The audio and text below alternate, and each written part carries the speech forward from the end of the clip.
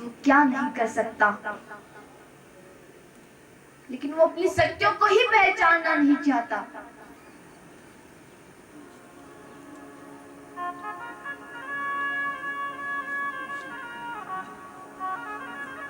मुझे तो लगता है कि अगर पांडाल से बाहर गए, जैसे ही एक कदम बाहर रखा, सारी की सारी इस काम से निकल जाएगी। निकलेगी नहीं निकलेगी? नहीं निकलेगी। तो एक बार प्रेम से बोलेंगे राधे राधे। लगता है बुरा लग गया इतने धीरे से। दोनों हाथ उठा के प्रेम से बोलेंगे राधे राधे राधे राधे। तो इसलिए ध्यान रहे, अपने पूरे जीवन में ये याद रखिए कि हमारे पूर्वजों ने, हम किसके पूर्वज हैं? उन्हीं वीरों के जिन्होंने इस देश के लिए अपने प्राणों को न्यौछावर किया। हम उन्हीं के पूर्वज, उन्हीं के वंशज हैं। हमारे अंदर उन्हीं का रक्त है। तो आज हम ये अत्याचार चुपचाप सहन करते रहेंगे।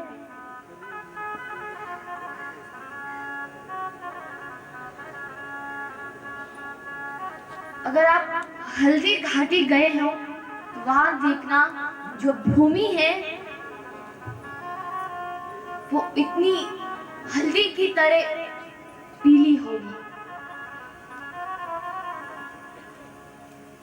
हल्दी घाटी रक्त तलाई, जहां पर महाराणा प्रताप का युद्ध हुआ, उसके बाद जब वर्षा हुई और वो रक्त उस भूमि में समा गया और वो भूमि पीली हो गई, इसलिए उसे हल्दी घाटी से जाना जाता है। ऐसे शूरवीरों ने हमें मुक्त किया है, इस भारत को बंधन से मुक्त किया है।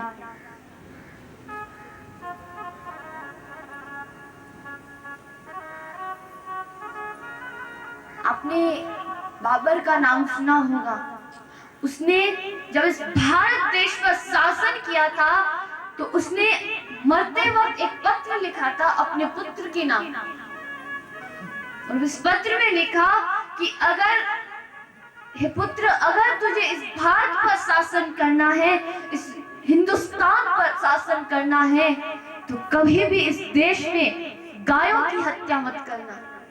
और जिस दिन तूने गायों की हत्या की तो इस भारत पर कभी शासन नहीं कर पाएगा।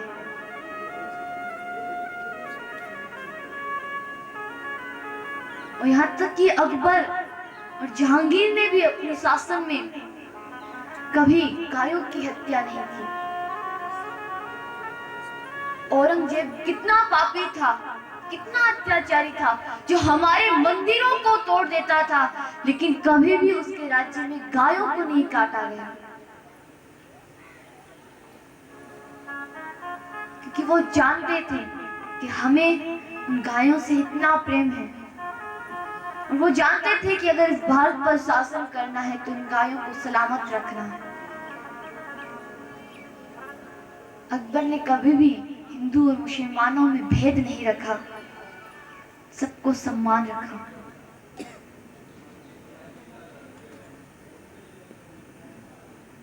किसी में भेद नहीं रखा था, ना ही किसी धर्म में उन्होंने पक्षपात किया। हम तो फिर हिंदू हैं, हम तो उस गो के संतान हैं, लेकिन हमारे ही राज्य में, हमारे ही हिंदुस्तान में उन्हीं का रक्त बहाया जाता है, जिसे माँ का दर्जा दिया। क्या यही रह गया माँ का अर्थ? क्या यही है माँ की ममता? अगर उस पर अत्याचार होता है, वे फिर भी चुपचाप सहन करती है, कभी किसी से शिकायत तक नहीं करती। लेकिन हमें दुख तो होता है हमारी माँ के ऊपर जब अस्त्र शस्त्र चले। मान लो आपके माता पिता जिन्होंने आपका पालन पोषण किया और उन्हीं को गालियां दी गई और उन्हीं पर अस्त्र शस्त्र चले, तो क्या आप शांति से बैठे रहेंगे? कभी नहीं। आप उनकी रक्षा करेंगे। तो वैसे ही वो गौ माता हमारी माँ है।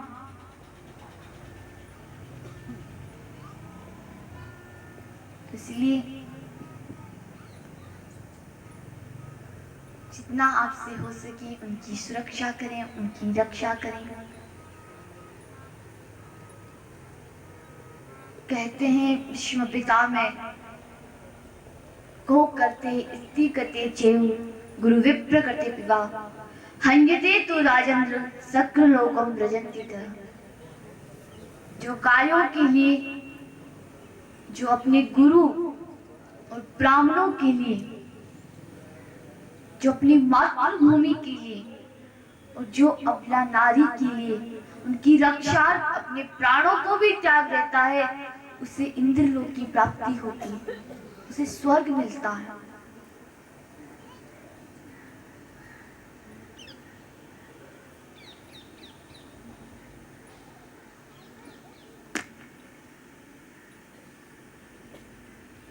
इसलिए आज माँ काली ने श्री भरत जी महाराज की बलि इसलिए नहीं ली क्योंकि वो माँ थी और माँ कभी अपने पुत्रों का अहित नहीं चाहती।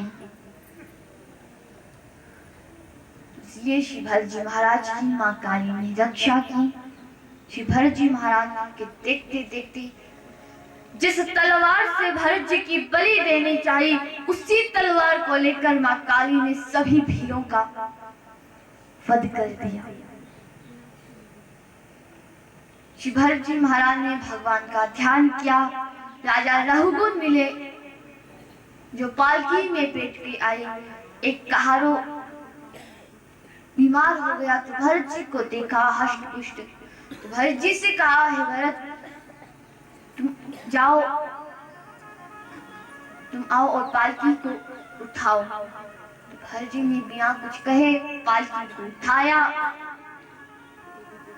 अब जैसे ही पालकी को उठाया, भरत जी के पैरों के नीचे छोटे छोटे जीव आते, तो भरत जी उनकी रक्षा के लिए उछलते। जब भरत जी उछलते तो पालकी डगमगाने लगती, तो रघुकुल का सिर पालकी से टकरा गया। अब उसे बड़ा क्रोध आया, तूने फटकारा और भरत जी के ऊपर लात से प्रहार किया। तो भरत जी ने पालकी नीचे रखी और खड़े हो। रघुकुल ने पूछा, आप कौन हैं? कहीं साक्षात भगवान कपिल तो नहीं? क्या कोई सिद्ध योगी हैं या कौन है आप? भरत जी के फटे पुराने वस्त्र थे, तो रघुकुल ने कहा, आप कौन हैं? श्री भरत जी ने कहा कि हे रघुकुल, मैं पूरी पृथ्वी का सम्राट भरत था। मेरा मन मृग योनि में, मेरा मन हिरण में फंस गया और मैं मृग योनि में मैंने जन्म लिया। उसके बाद मैंने मृग योनि को छोड़कर ब्राह्मण कुल के अंदर जन्म लिया।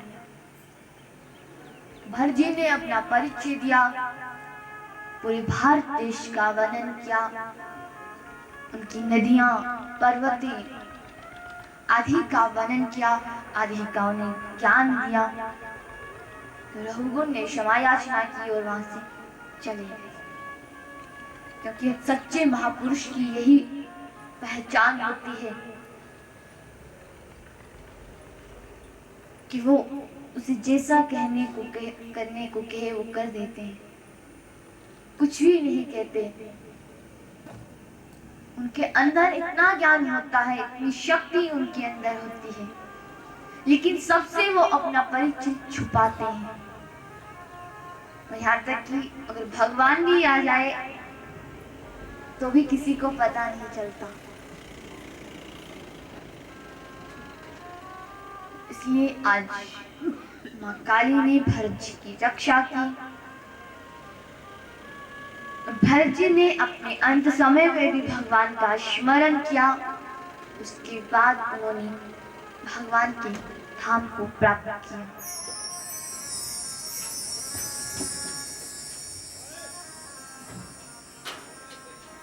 श्री परीक्षित जी महाराज बड़े भाव से कथा सुनते जा रहे थे। श्री सुखदेव जी महाराज ने कथा सुनाए जा रहे थे। यहाँ तक कि परीक्षित जी अपने आसन से खड़े तक नहीं हुए। उसे जब कहा गया कि हे भरत जाओ, हे परीक्षित तुम जाओ पानी पी के आ जाओ, भोजन कर लो। भरत जी ने कहा कि प्रभु आज मेरा जीवन धन्य हो गया कि आपके मुख से मुझे वो भगवान की कथा सुनने को मिली जिसके लिए देवता लालायित रहते हैं, और आपके मुंह से जो कथा निकल रही है उससे मैं तृप्त हूँ। मैंने अपनी सारी इंद्रियों पर विजय प्राप्त कर ली। परीक्षित जी ने प्रश्न पूछा, हे सुखदेव मुनि, मनुष्यों में जो मनुष्य है वो भगवान के ही अंश हैं, तो फिर उन्हें जब सजा दी जाती है, उनका फल दिया जाता है, तो उसमें भेद क्यों किया जाता है?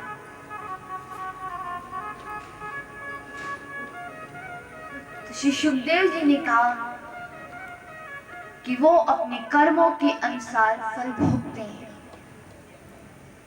कुछ नरकों में तो कुछ स्वर्ग में। परीक्षित जी ने पूछा, ये नरक कहाँ है?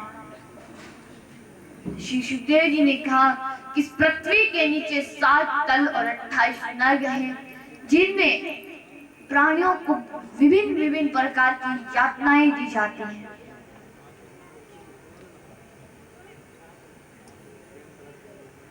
हम बुरे कर्म करेंगे तो हमें नरक में जाकर यातनाएं भोगनी पड़ेगी, और अच्छे कर्म करेंगे तो स्वर्ग में।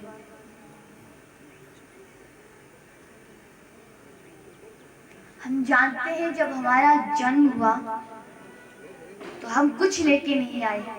हमारे जो हाथ थे मुट्ठी बंद थी, उसके बाद हमारा जन्म हुआ।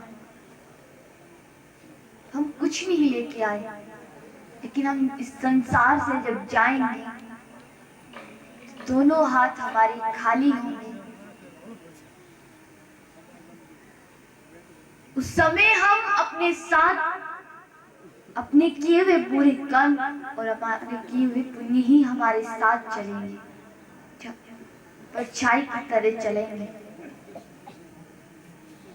जैसा हम कर्म करेंगे वैसा फल हम भोगेंगे।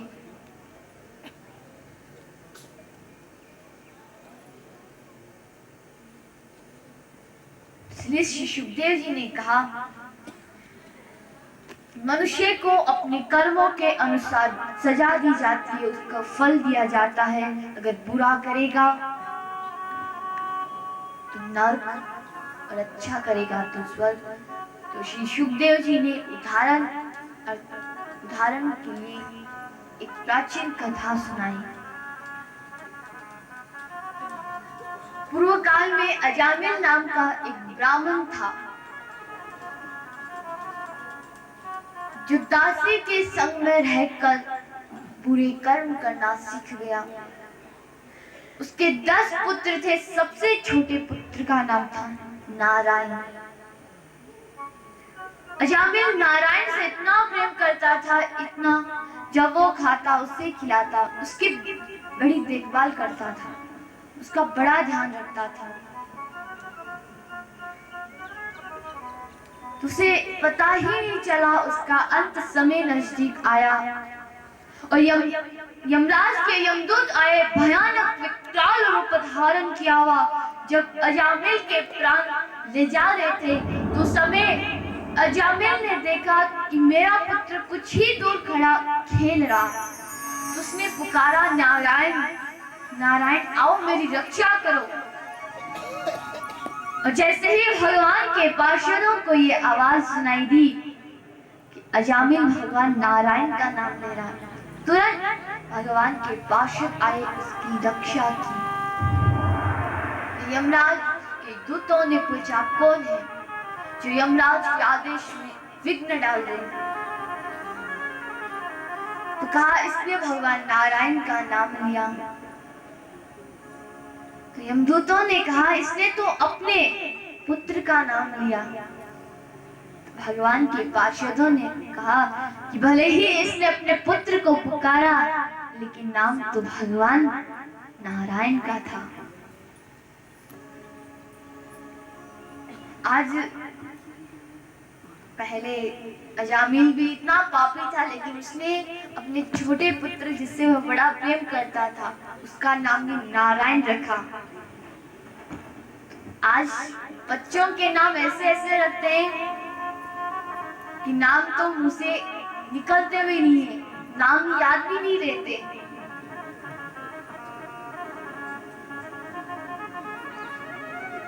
ऐसे अजीब अजीब नाम रखते हैं। अगर नाम रखना ही है तो ऐसा नाम रखें जो हमारे अंत समय में भी काम आए। अजामिल पापी था, लेकिन उसने अपने पुत्र नारायण को पुकारा, फिर भी उसकी मुक्ति होगी, क्योंकि भगवान के नाम में इतनी शक्ति है। क्योंकि सबसे बड़ा भगवान का नाम है। चाहे हम अगर कोई व्यक्ति विष का पान करे, अगर वो भूल से भी विष का पान करेगा, विष ये थोड़ी ना सोचेगा उसने भूल से पिया है तो मैं इसके ऊपर असर करूं या नहीं करूं, वो तो अपना काम करेगा। तो वैसे ही अगर हम भूल से भी लेंगे या बड़े प्रेम से नाम लेंगे भगवान का, वो तो अपना असर दिखा के ही रहेगा। इसलिए कहते हैं कि जब भी अपने पुत्रों के या बच्चों के संतानों के नाम रखने हो तो ऐसे नाम रखें जिससे भगवान का नाम लेने में आसानी हो।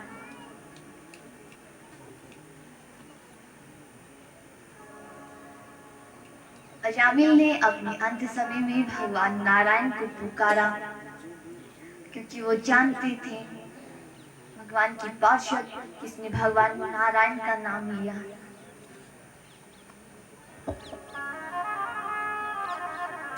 अजामिल को बड़ा आश्चर्य हुआ कि मैंने अपने जीवन में पाप किए, लेकिन आज मेरी रक्षा भगवान के पार्षदों ने क्यों की।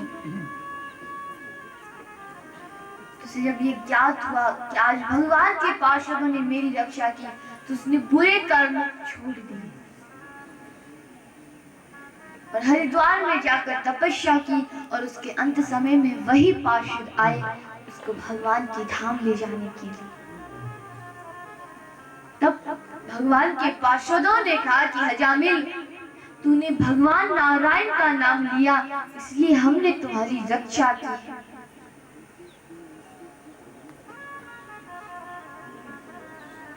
तो वैसे ही अगर हम भगवान का नाम लेंगे तो भगवान हमारी रक्षा करेंगे।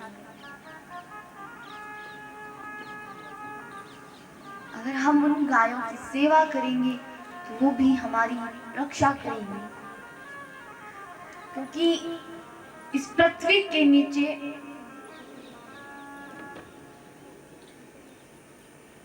नरकों के नीचे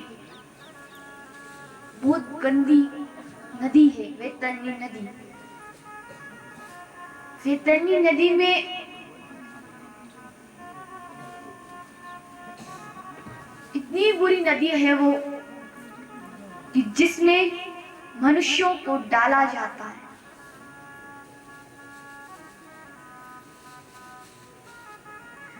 खून आधी, कचरा पात्र आधी, पीक आधी, रस्सी आधी उस वैतरणी नदी में होता है, और उसमें प्राणियों को डाला जाता है। तो आपको पता है उससे बचाने के लिए कौन आता है? भगवान भी नहीं आते। उससे बचाने के लिए भगवान भी नहीं आते। उससे बचाने के लिए हमारी माँ गौ माता आती है। अगर हमने उनकी सेवा नहीं की तो वो हमें कभी उस नदी से नहीं बचाएगी,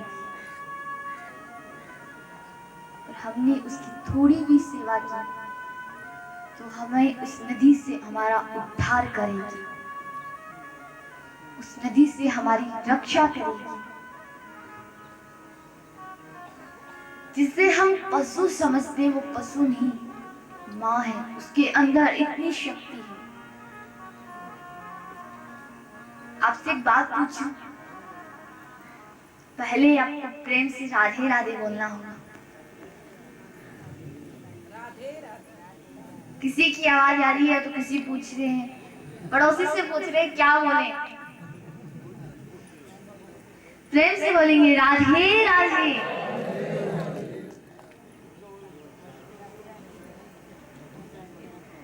आपने इस पृथ्वी पर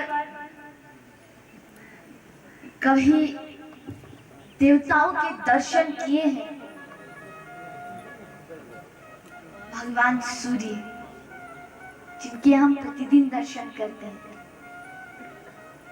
केवल इस पृथ्वी पर 4 देवता हैं जिनके दर्शन हम करते हैं।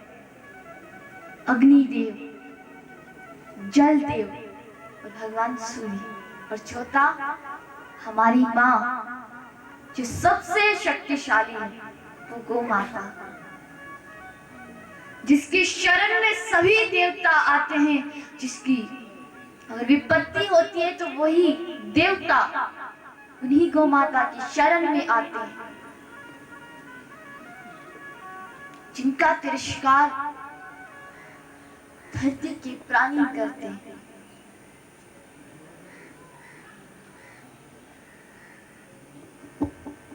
तो इसलिए आप जितना उन गायों की सेवा करेंगे, जितना आप उनकी सेवा करेंगे, फल आप ही को मिलना है, आपके पड़ोसी को नहीं मिलेगा। और जब हम इस पृथ्वी से जाएंगे तो हमारे साथ हमारे किए हुए पाप पुण्य चलेंगे, हमारे साथ हमारा परिवार, हमारे बच्चे, हमारे माता पिता तक हमारे साथ नहीं चलेंगे, ये भी हमारा साथ छोड़ देंगे, और अंत में हमारे तो किए हुए पाप और बुरे कर्म ही हमारे साथ चलेंगे। तो कौन कौन उन गौ माता की सेवा करेगा? माताओं में से आगे हैं, पुरुषों में कुछ पीछे हैं। तो एक बार प्रेम से दोनों हाथ उठा के गौ माता की जयकार बोलेंगे, बोलिए पुच्चे गौ माता की। तो मैं राधा कृष्ण गौशाला के कुछ कार्यकर्ताओं से निवेदन करूंगी कि एक झोली पुरुषों की तरफ और एक झोली माताओं की तरफ लेके आए। और याद रखें, आप जो दान करेंगे अपनी माता पिता के लिए, उन गौ माता के लिए, जिसने आपको दूध पिलाया है, जितना हो सके उनके चरणों में दान करें। कोई भी पीछे नहीं रहेगा।